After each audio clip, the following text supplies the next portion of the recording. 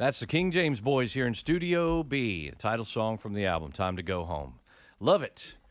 I liked every song as I listened to the CD. Is there somebody wanting to get in? No. I was trying to get Milam's attention here. Oh. You got it now. Well, proud to have you boys in here. I like to ask everybody when they come in, and I know it's probably a stupid thing for me, but I've found that with bluegrass musicians, or musicians in general, their instruments are often almost like a family member to them, the ones that they value the most. A lot of musicians have more than one instrument, but I always like to ask what you're playing and what if you have a story with it or any comments you want to make about it. I'll start with you, Milam, with your Mando there. This mandolin I'm playing was built for me probably about 6 years ago. A man from Corbin, Kentucky, named Johnny Gray, built this thing, and I got hooked up with him actually through Mike Hartgrove, fiddle player for the Lonesome River Band, and it's been a good one. You know, I play left-handed, so a lot of people may not know that. So it's really hard to find good, left-handed instruments, and Johnny was good enough and kind enough to build this one for me, and it's been a good one. I've only got 3 or 4 mandolins, and this is the best one I've got. So. Yeah, that's your favorite. Absolutely. I figured it was. Absolutely. Yeah, and her name is Mandy, so. I wasn't going to say anything about the left-handed thing, and I was going to let you, if you wanted to bring that up or He's whatever. A lefty. He's yes, a lefty. But that Mando sounds as pretty as it looks. So I sure do appreciate it. It's got a good tone, and it's been a good one. And Yank, what about you? I think your instrument's God-given over there. I actually started out with the group playing the stand-up bass, and my grandpa actually passed down a 1947 K bass to me way back when we first started out, and I played it for many years. I eventually retired it to keep from damaging it. You know, when you get on the road and constantly on the road, it does a lot of damage to an instrument. So for the sake of the family heirloom, I took it out of service and bought another one. So. That's right. But the voice is God-given. So yeah, sorry, that was a joke, but it was not a good one, which is typical of me. But anyway, Cole's not playing a big double K today. He's playing an acoustic bass. Yes, sir. I got an Ibanez acoustic bass that I travel with. It's much lighter to carry around and stuff, but I've had this one for about 5 years. But I love it. It does what it needs to do. Well, I mean, but, it's making. I got an upright at the house, Englehart, but I got to where I don't carry it around too much. Watching Cole try to pick up a big upright is about like watching an ant try to pick up a pumpkin. So. Well, lugging it around everywhere is hard. Randy, what about your guitar there? This is a 2000 model, vintage series, 28. It's got the V-neck on it. I love it. My grandma got this for me back in 2000. I've got another Martin. It's a DM model that I played for years with a satin finish, and I love, and I've passed it down to Cole. He keeps it upstairs in his room, plays it all the time. But this is the one I travel with, I love the most, and just think the world of it, and been playing it on the road since 2000. All right, and that's a pretty banjo there.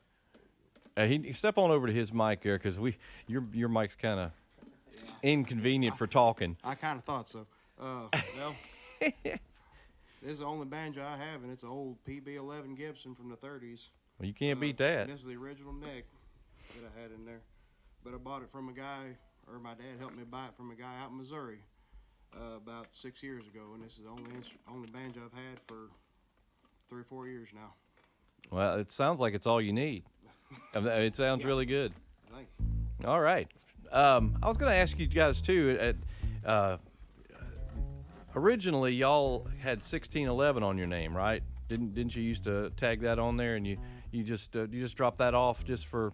Well, we haven't dropped it off. Oh, okay. I mean, on the CD, King James Boys, and we kind of go back. Here's the story: is the name of the group is the King James 1611 Boys. Right. We started out in church like a lot of groups do, and our pastor named us that just as we got started, just as a church group. As we started traveling more and more, people would book us, and they'd put on signs, or you know how people promoting on signs or in the newspaper, or even on radio. Nobody ever got it right. They put it as the 1611 as like a scripture verse. Oh. Or really didn't even know what to do with that. So Yeah, and we have trouble even getting the name right half the time. Uh-huh. So we just kind of, we still have it in our email address and our website and all, but for promotional stuff, we just kind of Shorten it up to shorten King it up James a little Boys. bit. They know what we Oh, we're sure, about. sure. Well, So that's a little bit of how we got the name too, and how Yeah. we got started. We still believe in the King James 1611 Bible, and we just done it to kind of help shorten up the name and get our name right, actually. Well, I know you guys, do ministry and probably play quite a lot of gigs in the area churches and stuff. But you also doing some festivals, right? Are you doing some festival work at all? Oh, yes, sir. Well, this year, we've always done a little bit, but this year, again, like I said, this has been a stellar year for us. Lord's been awful good to us this year. And we've got a promotion team that's helping us out, Wilson Pickens Promotion. Yeah. Melanie Wilson. And she's been great to help us broaden our horizon, I guess you'd say. And, we just we've been in Ohio this year, been in Michigan. We stay in Tennessee and Georgia. So a lot of festivals. We just... Going to be in Dollywood the end of October. Yeah, we played Dollywood this year, the Bluegrass and Barbecue in June. We'll be back in October. So Dollywood's been good with us. For the Southern Gospel. Yeah, for the Southern Gospel thing in Right. October. So Southern Gospels took a hold of us a little bit too, and Wow. kind of helped us. That we'll take that too. People hear a good band, they hear a good band. I hope that's what they think. We're at we're going to be at again this year at the IBMAs at Lorraine Jordan's Coffee House. Yeah. The Friday night of the IBMAs. And I think we just found out, I don't even know if I can say that, so I won't say it, but found out about another big festival coming up next year that you'll hear a lot about. So a lot Okay. of big things on the horizon. We just filmed some videos, and next week I think they're going to release some of the videos. So I hope everybody will take a look at our Facebook and website now. Right.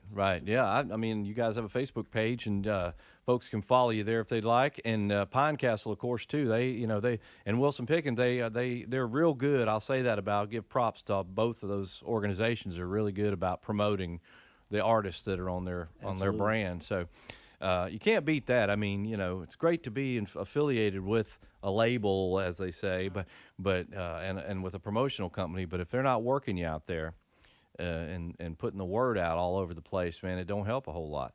So That's the thing. they do it. Yeah, they do it. That's the thing. We've been approached and been involved with several other deals like that, and didn't work out like we thought. These guys are really pushing us, and we appreciate it more than they know. They've been awful good to us, so we're excited about it.